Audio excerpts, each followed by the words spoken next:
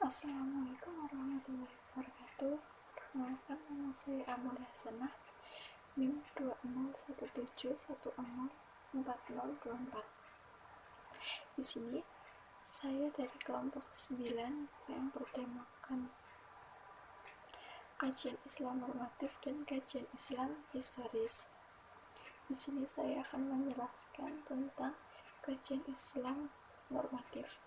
Kajian Islam secara normatif dapat diartikan dengan mempelajari ajaran agama Islam yang mendasar pada sumber-sumber yang ada seperti Al-Quran dan Hadis. Sedangkan normatif yaitu sesuai dengan kaidah atau aturan yang berlaku.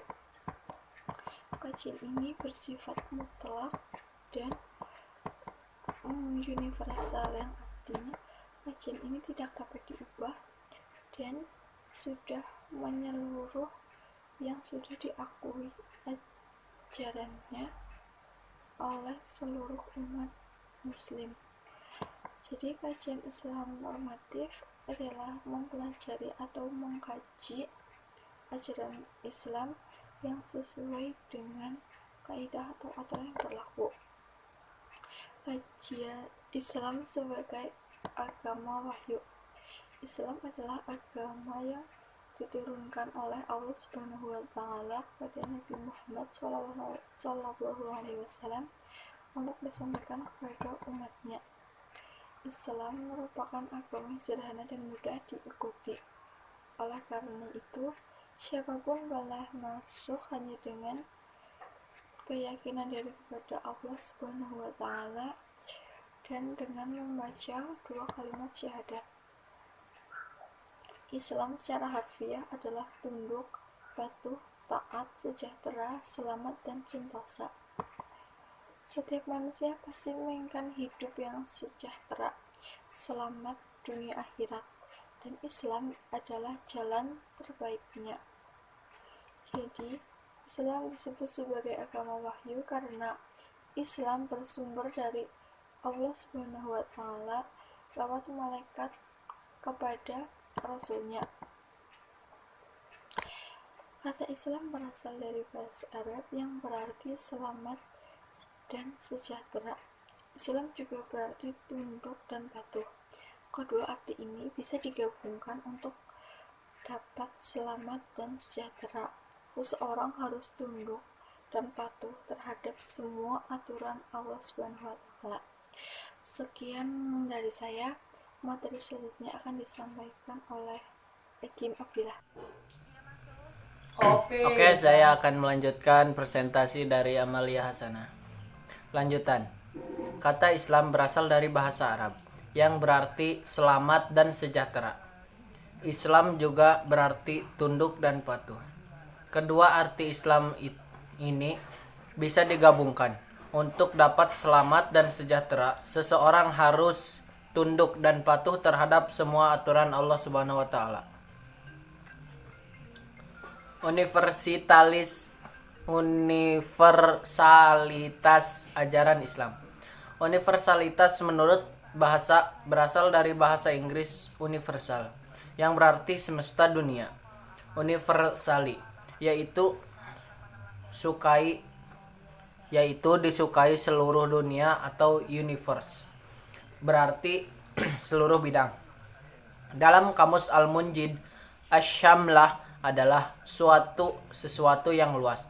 Adapun universalitas Islam dalam pengertian istilah sebagaimana yang didefinisikan oleh Yusuf Al-Qaradawi adalah bahwa risalah Islam meliputi seluruh dimensi waktu, tempat, dan kemanusiaan.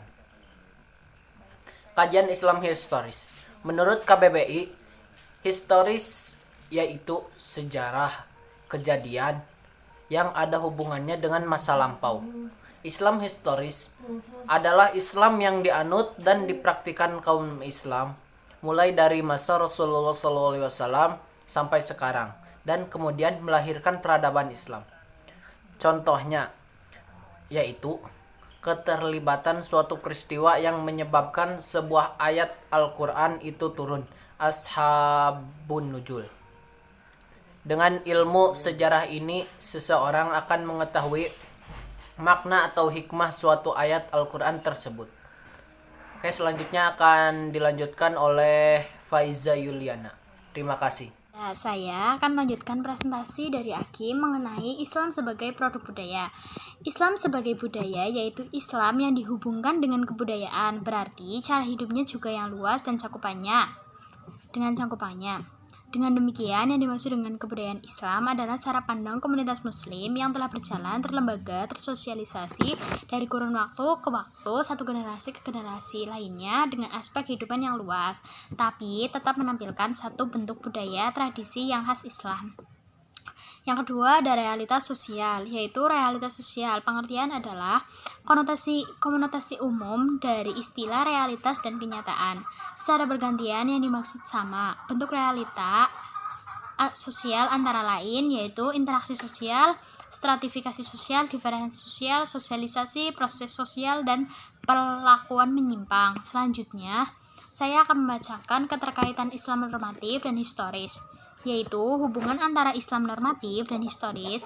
Keduanya adalah dapat membentuk hubungan yang berinvestigasi interaksi dengan alam, masyarakat, dengan pemikirannya.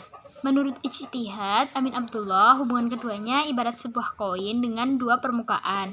Hubungan keduanya tidak dapat dipisahkan, tetapi secara tegas dan jelas dapat dibedakan. Hubungan keduanya tidak bisa berdiri sendiri dan berhadapan-hadapan, tetapi keduanya teranyam, terjalin, terajut sedemikian rupa sehingga keduanya menyatu satu keutuhan yang kokoh dan kompak.